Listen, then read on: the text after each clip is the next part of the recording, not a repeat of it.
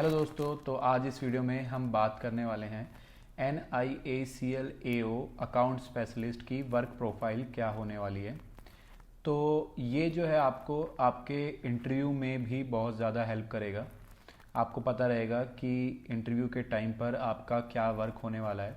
अगर आपसे क्वेश्चन पूछ भी लेते हैं कि आपको पता है क्या कि आप जॉइन होने के बाद आप क्या काम करने वाले हैं, किस तरीके का आपका काम होगा, तो अगर वहाँ पर भी आप आंसर देते हैं तो उनको लगता है कि हाँ भाई, एस्पिरेंट जो है, जो पर्सन इंटरव्यू दे रहा है, उसने रिसर्च की है। ठीक है, तो मैंने एक लिस्ट बनाई हुई है, तो उसके अकॉर्डिंग मैं आपको बताता हूँ। सबसे पहले जैसे कि सैलरी डिपार्टमेंट है। पहले तो ये समझ लो, देखो अब जो आपका जो रिक्रूटमेंट होता है, मोस्टली जो अकाउंट्स के स्टूडेंट्स हैं, तो मोस्टली या तो वो हेड ऑफिस में ज्वाइन करते हैं या वो रीजनल ऑफिस में ज्वाइन करते हैं। ठीक है, बहुत ही कम ऐसे अकाउंट स्पेशलिस्ट होते हैं जिनका ऑपरेटिंग ऑफिस में रिक्रूटमेंट होता है। ठीक है, मोस्टली जो है वो हेड ऑफिस और रीजनल ऑफिस में ही होते हैं। ठीक है, तो कौन कौन सा आपका वर्क रहने वाला है तो वो मैं बता देता हूँ। हेड ऑफिस में तो क्या होता है कि जितने भी वर्क होते हैं उनका एक अलग से ही डिपार्टमेंट होता है, लेकिन रीजनल ऑफिस में एक पूरी अकाउंट्स की टीम होती है जिसमें आपके 8 या 10 या 12-15 जितने भी हैं, तो वो पूरी लोग होते हैं। तो उनको सभी को जो है वर्क डिवाइड कर दिया जाता है, तो उस हिसाब से फिर वो काम करते हैं। ठीक है, आपको इनमें से कोई भी जो है वो वर्क मिल सकता है। ठीक है, तो हम बात कर लेते हैं कि सबसे पहले तो सैलरी जैसे है, सैलरी का डिपार्टमेंट एक होता है। वहाँ पे आपका जो मंथली सैलरी के जितने भी वर्क होंगे, मंथली जो है सभी की सैलरीज वगैरह प्रिपेयर करना, मंथली सैलरी एक्शन उसको हम बोलेंगे। LIC की, लाइफ इंश्योरेंस की, जो जितने भी एम्प्लॉयज़ वगैरह हैं उनके लाइफ इंश्योरेंस की पेमेंट हो गई। रिटायरीज़ जितने हैं उनकी रिटायरीज़ की पेमेंट हो गई। ठीक है, फिर जो है TDS जो है टैक्स डिडक्टेड एट सोर्स, तो वो आपको देखना होता है। उसका जो मंथली रेमिटेंस है या क्वार्टरली जो फिलिंग होती है TDS की, तो वो आपको देखना होता है। तो ये ध्यान रखना, ये क्वेश्चन जो है इंटरव्यू में पूछा जाता है कि TDS की फिलिंग कब होती है। तो क्वार्टरली जो है वो न्यू इंडिया में TDS की फिलिंग होती है, तो वो आपको करना होता है। जितने भी एरर्स वगैरह या कोई भी उससे रिलेटेड TDS से रिलेटेड क्वेरीज होती है वो आपको सॉल्व करनी होती है। इसके बाद एजेंट्स जो होते हैं, जितने भी इंटरमीडियरीज होते हैं या POS होते हैं, POS मतलब कि पॉइंट ऑफ सेल पर्सन होता है, एजेंट की तरह ही एक पर्सन है, थोड़ा सा डिफरेंस इसमें होता है, वो आगे आप समझ जाएंगे। तो उनकी जितनी भी पेमेंट है, उनका कमीशन है, उनका इंसेंटिव्स है, तो उसकी जो पेमेंट है वो आपको करनी होती है। और अगर कोई एरर आ रहा पेमेंट में तो वो आप देखते हैं। ठीक है, फिर RO के कुछ शेड्यूल्स होते हैं। ठीक है, इसको मैं डीप में नहीं बताऊंगा, तो अभी आप इतना जान लो। तो एम्प्लॉय बैलेंस शेड्यूल्स होते हैं, उनको प्रिपेयर करना होता है। BRS, बैंक रिकन्सिलेशन स्टेटमेंट, ये मोस्ट इम्पॉर्टेंट वर्क होता है, जो आपको जैसे ही आप एंटर करोगे तो मोस्टली आपको ये काम दे दिया जाता है BRS को प्रिपेयर करना। ठीक है, तो BRS जो है वो प्रिपेयर करना पड़ता है। ऑफिस का, अगर आप रीजनल ऑफिस में हैं तो आपको जो भी ऑपरेटिंग ऑफिस हैं या जो मतलब कुछ माइक्रो ऑफिस होते हैं, तो उनका BRS आपको प्रिपेयर करना होता है। ठीक है, BRS जो है वो आपको चेक करना होता है अगर किसी अदर ऑफिस ने बनाया हुआ है।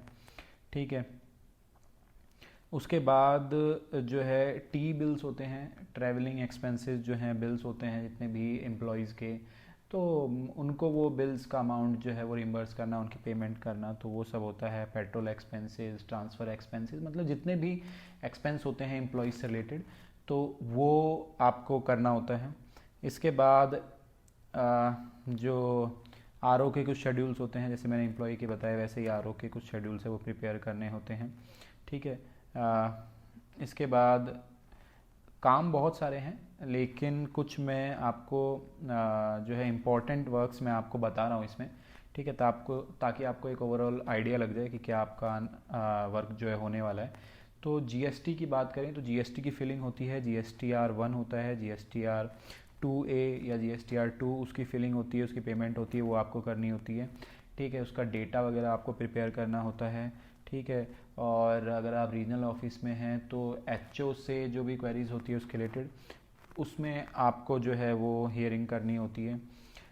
तो वो सभी चीज़ें हैं। ठीक है, इसके बाद को इंश्योरेंस जो है, ठीक है, उसको मॉनिटर करना। ठीक है, पॉलिसी जो है वो मॉनिटर करना, तो ये सब जो है वो काम होता है। इसके बाद जो वाउचर्स वगैरह होते हैं, को इंश्योरेंस का सेटलमेंट हो गया, वाउचर्स वगैरह हो गए, ठीक है, वो इशू करने, ठीक है। अकाउंट क्लोजिंग को इंश्योरेंस शेड्यूल्स होते हैं वो प्रिपेयर करने होते हैं। अभी आपको मोस्टली चीज़ें समझ में नहीं आएंगी, लेकिन एक ओवरव्यू मैं आपको बता रहा हूँ, ठीक है। और जितनी भी पेमेंट्स वगैरह होती हैं ऑफिस से, ऑफिस वाले जो है वो पेमेंट्स के लिए रीजनल ऑफिस को भेजते हैं, तो रीजनल ऑफिस जो है उस पेमेंट को जो है अप्रूव करते हैं, तो वो पेमेंट्स वगैरह हो गई, ठीक है। बाकी तो जीएसटी वगैरह में आपको जो है वो डेटा प्रिपेयर भी करना पड़ सकता है, उसकी हेल्प भी करनी पड़ सकती है, ठीक है। तो ये सब जो है आपका मतलब कि मोस्टली क्या होता है कि जीएसटी वगैरह कई बार दे दिया जाता है एडमिनिस्ट्रेटिव ऑफिसर को फिलिंग वगैरह के लिए थोड़े टाइम बाद, लेकिन शुरू में आप उसमें सिर्फ हेल्प करते हैं। तो इसी तरीके से ऐसे बहुत सारे वर्क हैं, ठीक है। पेंशन से रिलेटेड, एनपीएस से रिलेटेड वर्क है, ठीक है। तो उसका एक अलग से डिपार्टमेंट होता है, एक कैश डिपार्टमेंट होता है एचओ में, ठीक है। तो ये सभी जो है वो अकाउंट्स के कुछ मैंने आपको वर्क बताए, ठीक है।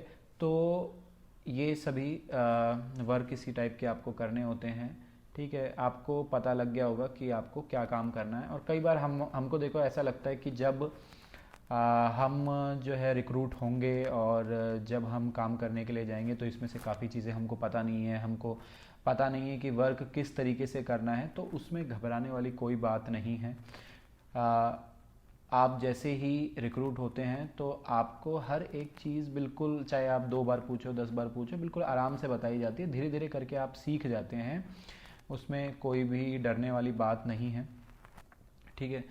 तो काफ़ी लोगों ने पूछा था कि अकाउंट्स वालों का क्या वर्क है, तो मैंने बता दिया है, ठीक है। तो मिलते हैं नेक्स्ट वीडियो में, और बाकी किसी अदर जो है स्पेशलिस्ट का या जर्नलिस्ट का वर्क भी बताना है तो नीचे कमेंट कर देना। Thank you so much.